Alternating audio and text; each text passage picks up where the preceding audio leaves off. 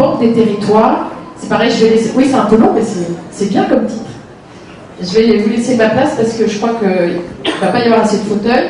Corinne Bétrancourt, Madame Bétrancourt, qui travaille à l'Agence de l'eau Artois-Picardie et qui est experte inondation.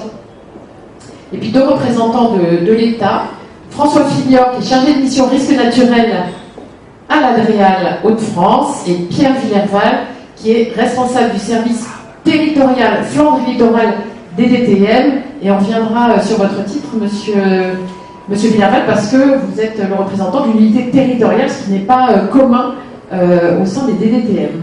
Marie Crazy, comme je le disais, vous représentez un territoire qui doit se protéger, on l'a déjà dit à plusieurs reprises au quotidien face au risque d'inondation. Et votre institution, elle est très active en la matière, et puis en plus vous êtes maître d'ouvrage. Donc quel besoin d'accompagnement avez-vous? Et trouvez-vous généralement les solutions ou les réponses qui conviennent pour vous accompagner sur le plan à la fois technique et financier? Il faudra faire attention parce qu'il y a un micro qui ne marchait plus trop bien. Je ne sais pas comment on va se partager les deux qui restent. Oui, ça a l'air bon.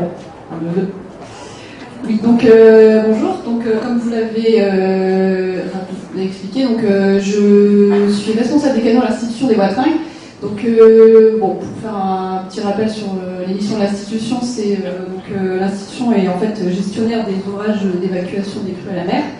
Et depuis 2022, donc l'institution est devenue gestionnaire d'un réseau de 140 km de canaux.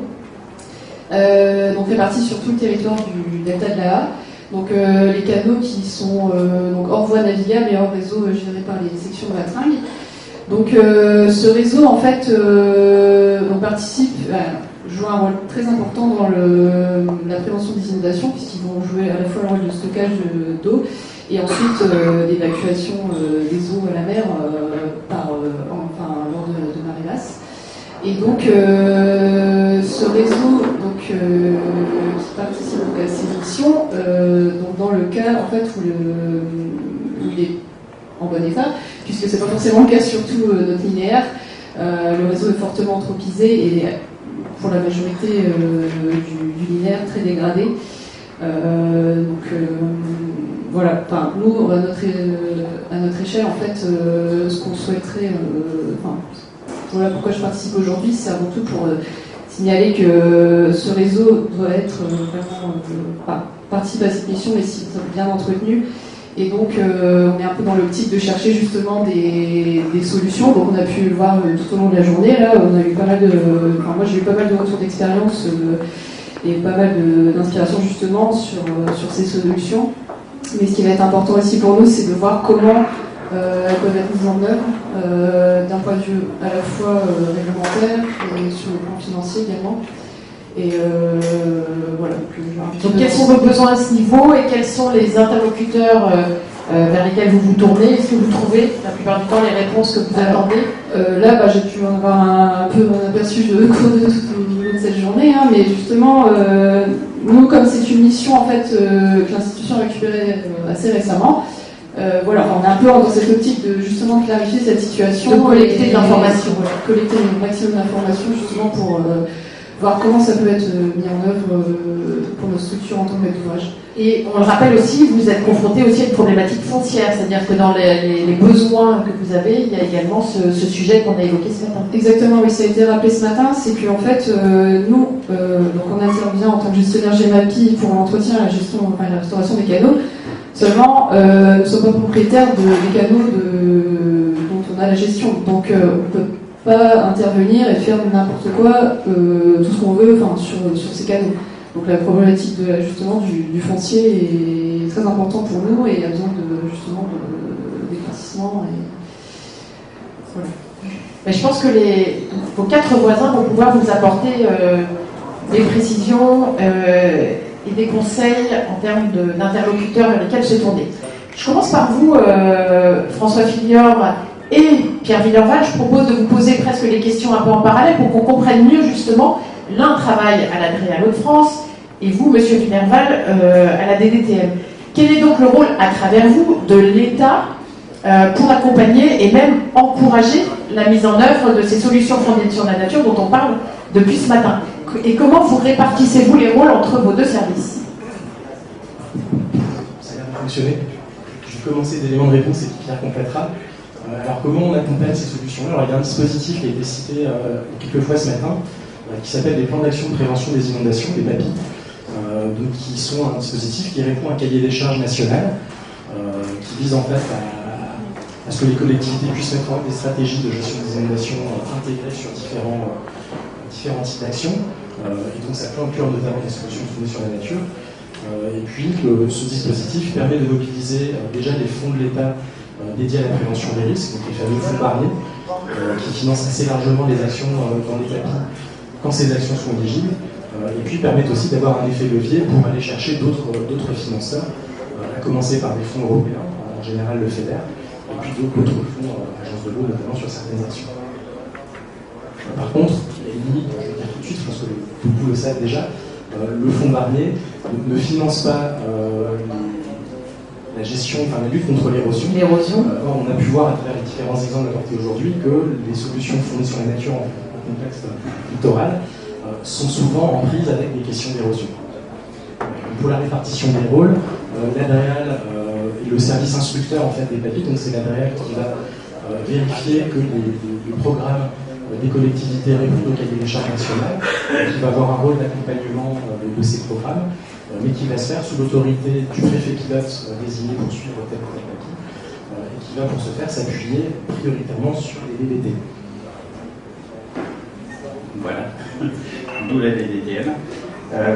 Et votre service territorial? Donc nous, DDTM, effectivement, on a des services du siège qui s'occupent des risques et aussi du suivi des PAPI, notamment sur des aspects plutôt administratifs et financiers, et un service territorial, pour le coup pour le Nord. Sur la partie littorale, le service territorial Flandre et littoral, qui est plus à même en fait d'apporter l'accompagnement des maîtres d'ouvrage pour monter le programme, pour monter le PAPI lui-même, et après accompagner chacun des maîtres d'ouvrage en fait dans le montage de ces opérations, y compris en accompagnement sur les procédures réglementaires. Qui sont, on le sait, pas d'une simplicité absolue, parce qu'on est, comme on disait ce matin, je ne sais plus qui le rappelait, on est en France. C'est M. Ringot qui le disait. C'était monsieur le maire, qui est revenu. Et ce serait difficile de dire le contraire. C'est pour ça qu'il y a un service un peu facilitateur pour effectivement accompagner les maîtres d'ouvrage. On parle de l'État, mais est-ce qu'il y a d'autres sources de financement public auxquelles les territoires, les collectivités peuvent faire appel? Il y a l'Europe, évidemment, puisqu'on est dans le cadre d'un programme, il faut le rappeler, mais également les fonds type fonds verts, l'AFTIF, c'est ça? L'AFITF, ah oui, l'AFITF, dont je veux bien que vous me disiez un mot, dont je parle le nouveau président et le maire de Dakar. Est-ce que ça, ce sont autant de sources de financement possibles pour les collectivités, ou est-ce que les conditions sont restreintes? Ce sont des sources de financement possibles également. Après, il y aura des questions de soutenabilité. L'AFIP est un fonds qui est beaucoup moins doté que le fonds Barnier, par exemple. Donc les masses de financement mobilisables sont beaucoup plus modestes. On est beaucoup plus regardant en fait sur ce qu'on va pouvoir accompagner ou pas avec ces fonds. Le fonds vert alors, peut aussi être mobilisé en théorie. En pratique, il y a quelques conditions, notamment d'inscription des communes sur un certain décret qui n'a pas rencontré beaucoup de succès dans la région. Dans la région, oui. Peut-être sur des fonds verts des exercices précédents, si le fonds est reconduit comme on l'espère tous. Au niveau de l'État, il y a aussi la Commission nationale du trait de côte qui a été installée très récemment là, par la ministre de la Transition écologique, Mme Couillard, et qui doit travailler sur ces questions de financement. Est-ce que vous pouvez nous en dire un mot? Quelles sont les perspectives que ça peut ouvrir? Oui, tout à fait. Alors, les perspectives, on ne les connaît pas précisément puisqu'il faut que la Commission travaille. Par contre, c'est effectivement quelque chose qui répond à un besoin largement connu, identifié de longue date par tous les acteurs, qui vise justement à apporter des ressources, des solutions financières pour lutter contre l'érosion et accompagner, là où il pourrait y avoir lieu, la reposition littorale. Donc peut-être aussi un appui sur un accompagnement au niveau du foncier, par exemple, sur des solutions d'aménagement. Pour l'instant, on n'en sait pas beaucoup plus, puisque cette mission a été installée il y a 2 semaines, donc c'est très récent. Et puis le mandat en fait, confié à cette mission est de travailler à des mécanismes financiers, On ne parle pas dans l'immédiat d'un fonds dédié à tel ou tel type de mesure, ce sera peut-être plus subtil que ça, on attendra de voir. Et les objectifs fixés en termes de calendrier, c'est de proposer du coup ces fameux mécanismes avec l'ambition de pouvoir les inscrire dans un projet de loi à l'horizon 2025. Donc encore un petit peu de patience pour y voir plus clair sur ce qui pourrait être mobilisé. Ce qui veut dire, c'est que si je me mets à la place de Mme Cratique, il faut aller encore picorer dans un certain nombre de fonds et de dispositifs. Il n'y a pas une espèce de guichet unique de la submersion, enfin de la lutte contre les risques de submersion marine, on est bien d'accord. Alors oui, il n'y a pas de guichet unique en termes de... Il n'y a pas un fonds un fonds dédié, un fonds dédié. Qui ferait tout. Après, voilà, il y a différentes solutions utilisables. Il y a le dispositif PAPI qui permet quand même de mettre autour de la table les différents acteurs pour partager une stratégie, un programme d'action, et puis essayer de boucler des tours de table financiers sur ces différentes actions. Et puis, les papiers, donc, classiquement, étaient mis en œuvre jusqu'à présent, notamment sur le secteur des appels d'art, sur le risque d'inondation, débordement ou submersion. Donc, ils ne prennent pas en charge l'érosion, les problèmes qu'on peut rencontrer sur les cordons dunaires, qui en plus, en contexte de polder, se conjuguent en fait aux questions de submersion, puisque les cordons dunaires, s'ils lâchent, vont rendre submersibles des territoires qui contribuent également à protéger. Et donc, pour répondre à ça, au niveau des services de l'État, on réfléchit depuis quelques temps déjà à un processus d'accompagnement qu'on intitule Résilience littorale, dont on a pu déjà toucher quelques mots lors du Parlement de la mer le 16 mars dernier. Je vous invite à regarder sur les actes de cette commission écologique du Parlement de la mer pour trouver un petit peu les Le Parlement de la mer qui a un peu une spécificité, enfin, il en existe un autre, je crois, en France, mais un peu une spécificité Hauts-de-France, hein, je crois savoir. Je crois qu'il en existe dans des structures équivalentes dans d'autres régions. Oui, mais pas dans ça. Effectivement, oui, c'est relativement récent, donc c'est la région qui a mis en place des partenaires ce dispositif. Donc là, c'est une commission du Parlement de la mer dédiée à la transition, à l'adaptation au changement climatique notamment, donc on nous présentait très rapidement, c'était 10 minutes. Donc c'était plus la bande-annonce du dispositif, la bande-annonce d'un film dont les collectivités sont les héros, et qu'on se propose d'accompagner avec ce dispositif Résilience littorale, sur lequel on aura l'occasion de venir rencontrer très prochainement, j'espère, les collectivités chez elles, pour leur exposer plus précisément le dispositif, dont la vocation, en quelques mots, est d'être facilitateur dans l'accès à ces différents moyens justement mobilisables. Donc l'idée, c'est de leur proposer une boîte d'outils et d'être facilitateur avec, sur l'interface auprès de tout un tas de partenaires en ingénierie, en financement, en foncier. Donc on va retrouver parmi ces partenaires l'établissement public foncier, la Banque du territoire qui pourra parler elle-même, voilà, tout un tas d'autres acteurs qui sont là, mais c'est vrai que le constat, c'est que il y a une complexité en fait, des partenariats, des ressources mobilisables pour répondre à ces problématiques qui sont quand même complexes par ailleurs. Donc le but du jeu, c'est d'apporter un petit peu de visibilité pour avancer sur ces sujets-là collectivement. Alors soyons pragmatiques, demain M. Ringot demande à Marie d'aller chercher des financements pour financer un nouvel ouvrage ou une nouvelle technique. Qui doit-elle aller voir en premier entre la DDTM et la DREAL? Ou est-ce que, une fois de plus, la question est un peu simpliste? J'ai entendu des choses que je ne répéterai pas.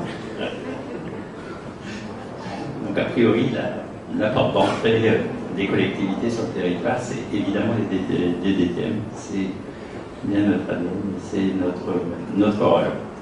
Est-ce que vous avez... Non, on n'est pas tout à fait dans un cadre très simple, puisque vous êtes en affaires départementales. Pour les canaux, il y a la DREAL qui a été dit... Oui.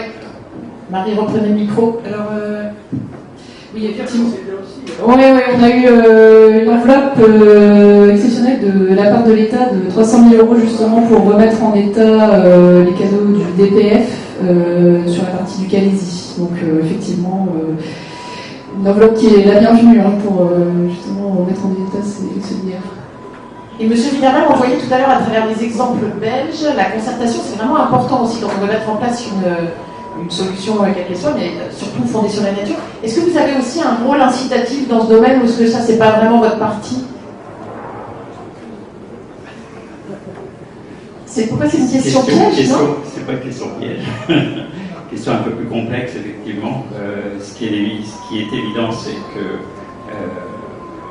François commençait à dire, c'est qu'en fait, c'est toujours des démarches partenariales. Et qu'à un moment donné, il faut avoir les bons partenaires autour de la table. Et au-delà d'avoir les bons partenaires autour de la table, évidemment, il faut une organisation qui soit un petit peu dédiée et un peu résiliente face à ces questions-là. Voilà. Donc là, très clairement, l'État est aux côtés des collectivités pour trouver évidemment une meilleure organisation possible pour que ces partenariats puissent se mettre en œuvre. Merci beaucoup. Et M. Maringo voit très bien de quoi je vous parle.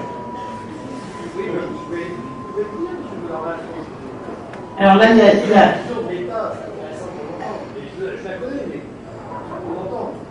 Allez-y, vous avez l'autorisation de monsieur le maire. Ça déborde un tout petit peu le sujet, mais c'est pas très grave. Effectivement, alors, mis à part évidemment ce qui nous a été présenté sur la vision côtière par les Belges ce matin, on a vu plutôt des exemples qui sont des exemples un peu ponctuels en fait. Voilà. Bien évidemment, François l'a rappelé, pour ce qui nous concerne, les fonds de notre territoire, notamment sur le papier du Delta de l'A, c'est l'ensemble du littoral côtier qui doit être pris en compte. Et on a bien vu que nos administrations comptent bien que l'on le prenne en compte, puisque ça aura quelques conséquences pour eux si on ne le faisait pas.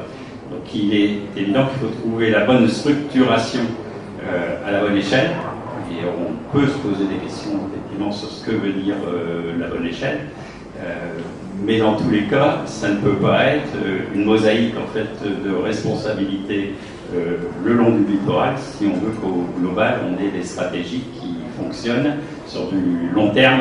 Vous avez vu, nous on parle souvent 2050, de temps en temps 2100, avec des hypothèses qui sont aujourd'hui qui paraissent un peu dépassées. Et vous avez vu que les Flamands nous ont présenté en fait des hypothèses qui vont bien plus loin. Bien au-delà. Pour prendre en compte évidemment des horizons qui sont plus lointains, puisque l'élévation du niveau de la mer ne va pas s'arrêter à 2100. Et d'où la nécessité, un peu ce qu'on disait tout à l'heure, d'embarquer tout le monde et d'en faire des projets de territoire et non pas des micro-projets morcelés. Et vous parliez de concertation, mais dans la journée, le thème a été souvent abordé. C'est qu'on a aussi une appropriation, une acculturation à faire, qui doit se faire à l'ensemble, à tous les niveaux, du citoyen lambda, ce que je me permets d'appeler ainsi, effectivement, jusqu'aux élus en responsabilité. Merci beaucoup. Chloé et Mathieu, donc vous êtes un autre de ces guichets vers lesquels les collectivités peuvent se tourner. Je pense que le rôle de la Banque des Territoires est relativement bien connu, mais si vous voulez en dire un mot, du groupe de la Caisse des dépôts, parlez-nous surtout d'un plan qui vient de se mettre en place, d'être décidé au niveau de votre banque, d'accompagnement au changement climatique. Ça, c'est une bonne nouvelle pour les territoires qui nous écoutent et les élus qui sont présents dans cette salle. Effectivement, j'espère que c'est une bonne nouvelle. Donc tout à fait, la Banque des Territoires, c'est une partie de la Caisse des dépôts, et la Caisse des dépôts a décidé de lancer un plan d'accompagnement à la transformation écologique de 1,2 milliard sur 5 ans. C'est très récent cette décision? Oui, ça date d'il y a quelques mois. Tout n'est pas encore complètement mis en place. Donc sur ces 1,2 milliard, il y a 1 milliard d'euros qui consistent en des prêts aux collectivités pour pouvoir financer leurs projets qui sont des concrétisations de leurs axes stratégiques. Et il y a 207 millions d'euros d'ingénierie, dont 35 millions qui sont fléchés sur les problématiques du littoral. Alors quand je parle d'ingénierie à la Banque des Territoires, ce que ça veut dire, c'est du cofinancement d'études. Nous, on ne finance pas d'ETP. On est là pour vous aider à cofinancer tout ce qui va pouvoir vous permettre de définir votre stratégie et de pouvoir la mettre en œuvre. Et la particularité peut-être de la Banque des Territoires, c'est qu'on est convaincu qu'il faut réfléchir effectivement à une échelle de territoire plus large que celle de la commune, ça c'est évident, voire plus large que celle de l'EPCI parfois, mais aussi qu'il faut avoir une approche englobante, holistique, systémique, de la question du trait de côte, dans le sens où nos 35 millions d'euros, ils sont fléchés sur des problématiques qui sont vraiment larges. Ça va du foncier, en passant par l'aménagement, l'adaptation de l'offre économique et la préservation des ressources naturelles et halieutiques. Donc l'idée, c'est que ces 35 millions d'euros, ils peuvent cofinancer des études qui sont sur l'ensemble de ces champs, à partir du moment où on estime que ces réflexions-là sont nécessaires pour vous permettre de définir votre stratégie et ensuite de pouvoir la décliner et passer à la phase opérationnelle. En plus de ces cofinancements d'ingénierie qui peuvent aussi porter sur des questions juridiques très précises, parce qu'on sait à quel point vous avez besoin parfois de sécurisation de vos actes juridiques. Par exemple, si vous voulez faire usage de votre droit de préemption, on sait que c'est compliqué, on sait que souvent c'est attaqué, et donc on sait que vous avez parfois besoin de sécurisation juridique, et là on peut même intervenir en financement à 100% sur des études comme ceci. Et peut-être le dernier point intéressant sur l'accompagnement qui est en train d'être mis en place, c'est la question des chefs de projet. Comme on est convaincu qu'il y a vraiment besoin de faire l'interface entre le technique, le politique, et puis parfois le grand écart, c'est ce qui était dit tout à l'heure par Graveline sur le grand écart entre l'élu en charge de l'environnement et puis l'élu en charge du nautisme, notamment des activités économiques. On a décidé de cofinancer des chefs de projet sur 5 ans. Parce qu'on pense que c'est vraiment important et qu'il y a besoin aujourd'hui de ce chef d'orchestre-là pour qu'on puisse avancer plus rapidement, pour aller plus loin et pour aller plus vite. Donc j'ai une question, ce montant que vous avez signalé, on est d'accord que c'est au niveau national. Quelle va être la clé de répartition géographique ou thématique, autrement dit, quelle part les solutions fondées sur la nature peuvent-elles espérer retirer de ce fonds? Alors, c'est une enveloppe nationale, mais à la Banque des Territoires, on ne fonctionne jamais par enveloppe régionale, on fonctionne par projet, en fait, par pertinence de projet. C'est-à-dire que là où il y a du projet pertinent, on le finance. Donc, premier arrivé, premier servi? Premier arrivé, premier servi, je crains qu'on manque plus souvent de projets à financer que de financement pour le faire. D'accord. Donc c'est presque un appel à se mobiliser, enfin en tout cas au territoire à se mobiliser, à se tourner vers vous. Absolument, tout à fait. Et en revanche, il n'y a pas non plus de clé de répartition pour les solutions fondées sur la nature et le reste. L'idée, c'est vraiment de financer des stratégies territoriales globales, comme je le disais tout à l'heure, et qui incluront probablement à la fois des solutions fondées sur la nature et puis potentiellement des solutions autres. Mais alors, moi, à ce stade de la journée, il y a quelque chose que je ne comprends pas. Ce matin, on me dit que le financement est un problème. Alors, oui. Et quand il y a des fonds qui s'ouvrent, il n'y a pas de projet en face? Non, alors parce qu'en fait, ce qui est tout à fait normal, mais ce que vont rechercher les collectivités en premier, c'est évidemment de la subvention. Ce qui se comprend. Et non pas du crédit. Et non pas un emprunt. Parce que nous, quand on finance, en fait, il y a deux choses qu'il faut vraiment distinguer. C'est le cofinancement en ingénierie, où là on cofinance de l'étude, et là c'est de l'argent gratuit, entre guillemets, c'est-à-dire qu'on paye, on prend en charge une partie des frais liés à des études, et après ce qu'on finance sur ce que les collectivités appellent des projets d'investissement, ça va être du prêt, donc ce n'est pas gratuit par définition. Donc, c'est pour ça que nous on arrive en général une fois que le tour de tous les guichets a été fait, pour compléter, pour vraiment compléter quand la collectivité veut préserver sa capacité d'autofinancement. Et je suis désolée, je rajoute, mon collègue en charge de CDC Biodiversité, qui n'a pas pu être là aujourd'hui, m'a demandé aussi de vous dire que CDC Biodiversité a un programme de mécénat qui subventionne, et donc là on est bien sûr de la subvention, donc de l'argent gratuit, qui subventionne certains projets de restauration de milieux naturels. Donc n'hésitez surtout pas, si vous avez ce type de projet, à solliciter Renaud Garbet, qui est le directeur régional de CDC Biodiversité. Le message est bien passé. Madame Betrancourt, vous travaillez donc à l'agence de l'eau Artois-Picardie. La lutte contre les inondations fait partie des missions de l'agence. Concrètement, comment intervenez-vous Quel est votre rôle, enfin le rôle de l'agence en matière d'accompagnement technique et financier?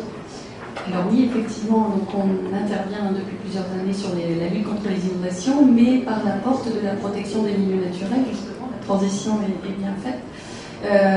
Puisque le rôle premier de l'agence de l'eau, effectivement, c'est d'atteindre le bon état des milieux.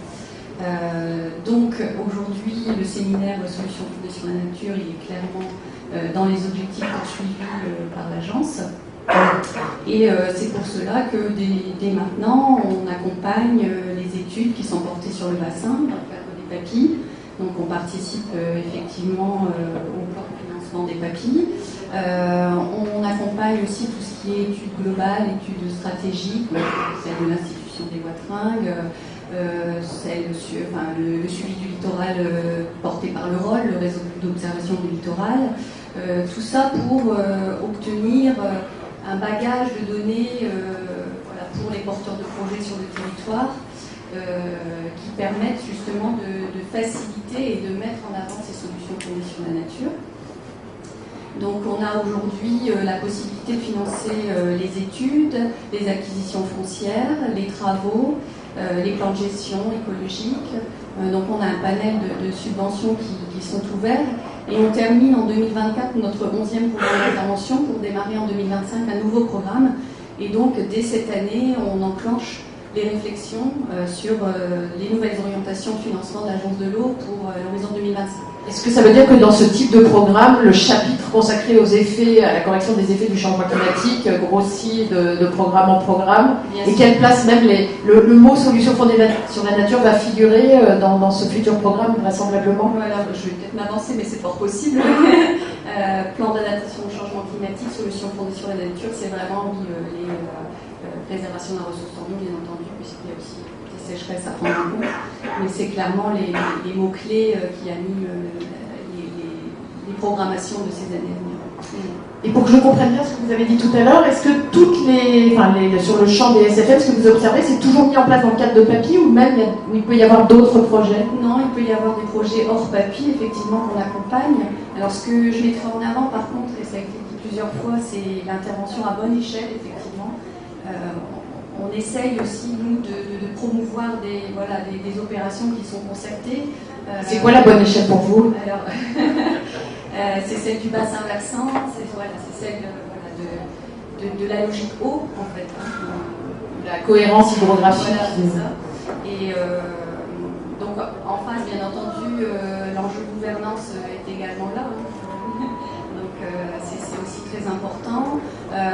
L'enjeu transversalité aussi, puisqu'on est sur des thématiques et de l'ingénierie différentes. En fait, là, on a d'un côté des hydrauliciens, de l'autre des écologues. Donc, tout ce monde-là doit travailler ensemble et même au sein des collectivités, apprendre à travailler en interservice pour bénéficier de l'expérience de chacun. Je vais rester dans le registre financier c'est un peu le sujet de notre table ronde. Est-ce que selon vous tous, les solutions fondées sur la nature, c'est quand même avant tout un coût pour un territoire qui bloque un certain nombre d'usages, ou au contraire un investissement qu'on peut imaginer en faveur de nouveaux usages, d'une réorganisation des usages? Coût ou investissement? Pour toujours convaincre davantage les élus à se tourner vers ces solutions? Alors, j'ai envie de dire c'est deux revers d'une même médaille, mais effectivement, j'ai plutôt envie de le voir comme un investissement. Et c'est pas juste une parole en l'air pour présenter les choses sous un angle positif. Je pense que c'est un réel investissement, puisqu'on a pu voir à travers les exemples qui ont été évoqués tout au long de cette journée, c'est que ces solutions sur nature, déjà, vont être moins coûteuses pour répondre à des problématiques anthropiques de protection des inondations, par exemple. On voit aussi qu'elles peuvent être porteuses d'une amélioration de la qualité paysagère, par exemple. Et voire même d'ailleurs, je serais assez tenté même de suggérer que l'entrée paysagère des projets de territoire et de solutions fondées sur la nature puisse être un bon angle d'attaque, puisqu'on a vu que ces solutions, elles fonctionnent aussi parce qu'elles arrivent à mettre tout le monde d'accord. Il va y avoir des gestionnaires d'espace naturel, il va y avoir des usagers, des usages peut-être qui vont se transformer, puisqu'on va modifier les accès, on va modifier les vues, les restaurateurs, etc. Être intéressé par ce qu'on fait devant la terrasse, par exemple. Enfin, il y a beaucoup de paramètres comme ça à regarder, donc il est important de pouvoir mettre tout le monde autour d'une table et se mettre d'accord. Et peut-être que du coup, l'approche paysagère, en tant qu'elle amène une capacité à imaginer, à se projeter de façon sensible avec des représentations concrètes. C'est un petit peu le même genre d'approche finalement que le travail que fait Mademoiselle. En facilitation graphique. Le fait que l'image parle beaucoup plus, donc peut-être que cette approche-là peut amener aussi ce côté-là. Et pour revenir à la question de départ, une solution fondée sur la nature va permettre aussi de transformer le territoire, de transformer le rapport au littoral, et finalement je pense que l'enjeu est là. Là je finirai là-dessus mon petit laïus, pour reboucler avec ce que présentait Mlle Gaillard aussi ce matin, sur les grands enjeux en fait, d'inscription des solutions fondées sur la nature dans un autre rapport à la nature. Ramener aux questions littorales, en fait, on sent qu'on est dans une logique de changement de paradigme littoral. Pour faire court, on a des littorales en France ou ailleurs qui sont occupés depuis pas si longtemps. En fait, on commence à urbaniser nos littoraux depuis le 19e siècle. Donc voilà, avec par contre une évolution qui a été très galopante et encore aujourd'hui beaucoup de pression foncière et urbaine. Avec aujourd'hui ces problèmes de risque, où on sent qu'on ne peut plus rester au bord de l'eau comme ça peut être le cas auparavant. Donc il faut repenser la façon d'occuper nos littoraux, repenser la façon de vivre sur les littoraux, en tant que touriste, en tant qu'habitant. Et je pense que les SFN prennent toute leur place aussi dans ce nouveau paradigme littoral. Ils tiennent les cordons de la bourse, ils sont à votre disposition si vous avez des questions à leur poser, avant que nous concluions notre journée. Décidément, c'est toujours presque à l'autre bout de la salle, hein, Christophe.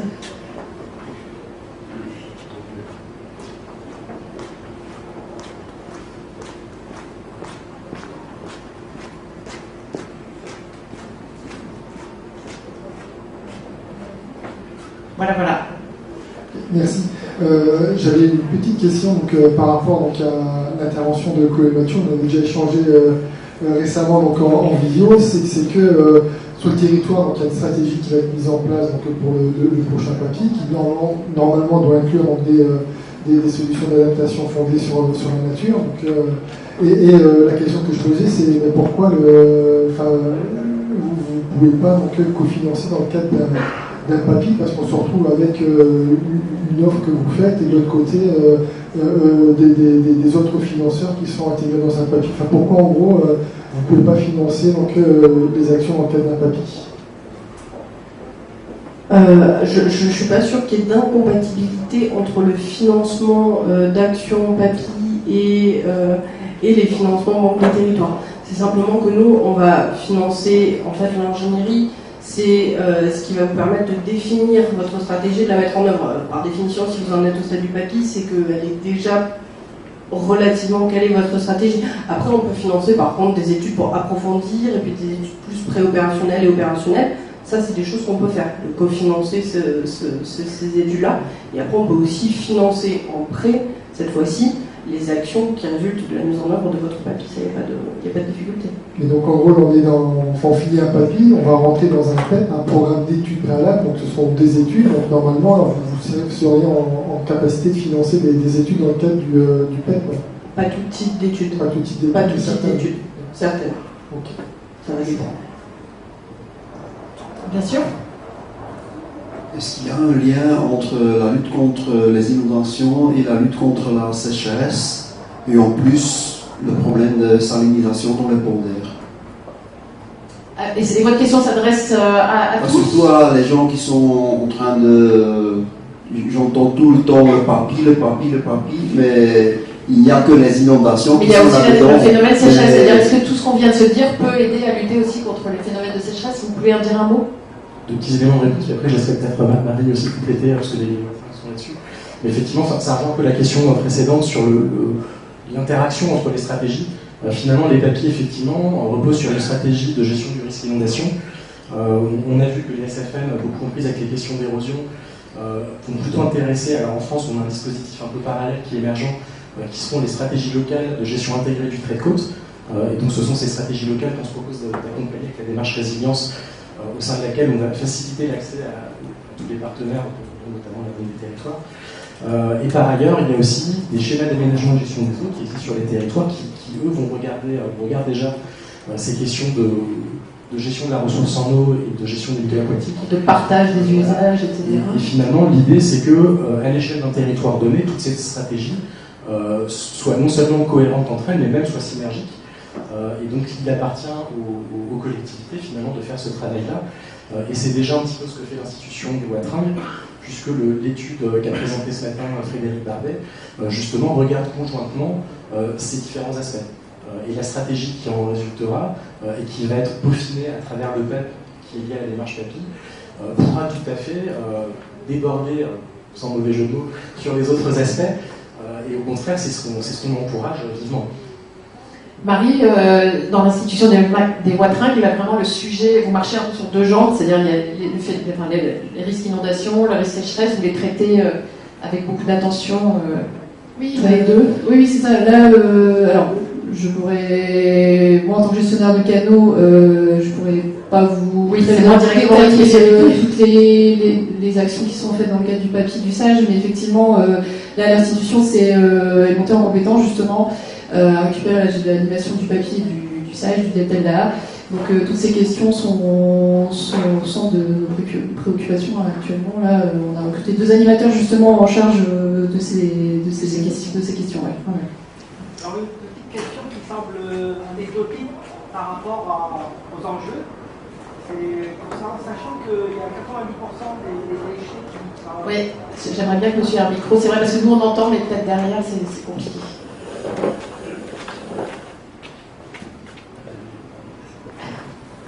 Oui.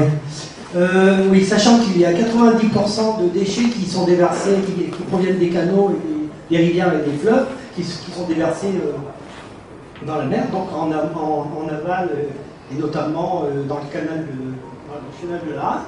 Est-ce qu'il y a des actions vraiment concrètes qui sont faites pour justement retenir ces déchets polluants par le nature? Alors vous parlez de type de déchets, divers déchets qui sont drainés de pollution en fait.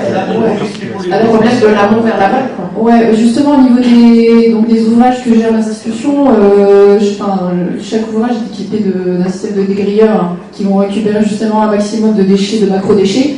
Et là, justement, au niveau de l'entretien des canaux, ça va être une grosse part de notre boulot. Ça va être justement de prévenir de réaliser un entretien régulier pour justement éviter qu'il y ait cet amas de déchets qui est envoyé en mer, justement. Donc ça fait partie de notre boulot. Ouais.